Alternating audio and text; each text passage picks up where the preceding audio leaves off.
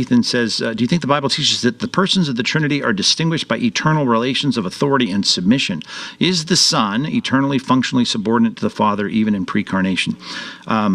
Yeah, that is a tough question, and it's one that certainly has divided some of the more thoughtful, scholarly Christians trying to determine the distinctions in the Trinity prior to the incarnation. I will say this, that at least in the earthly ministry of Christ, this isn't going to satisfy Ethan, but it may help you to make it clear that we know that the kenosis, as we call it, the doctrine of him laying aside, right, the divine glory, not his attributes nor the essence of who he is as God, but humbling himself, being found in the appearance of a man and even a bondservant, right?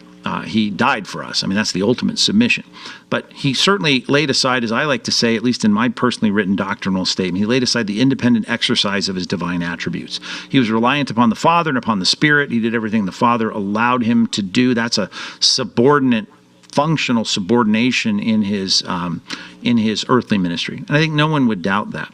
The question of the relationship, I am inclined at least to see, though I don't need it for any kind of discussion about male-female relationships or husband-wife relationships, I do think there's something about the eternal sonship of Christ that lets me say there is something there that at least is helping me understand the roles within the Trinity. But I understand that we don't want to say that there's some distinction in the essence of the persons of the Trinity. In other words, they are all co-equal, right? They all have co-authority in that sense. And so I think I'm going to stand with the traditional Orthodox statements about the co-equality of the persons of the Godhead throughout eternity. We're all going to tip our hat, obviously, to the subordination of the Son in his earthly ministry. But remember, Revelation chapter 1 says he's completely glorified now, and as it says in Hebrews chapter 1, he is seated at the right hand of the Father, the exact representation of the glory of God.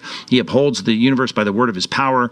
So there's not the kind of subordination that a lot of people have talked about in the eternal subordination, sonship of Christ, because we know we have a fully empowered Son. They work harmoniously together, obviously, and they have different roles.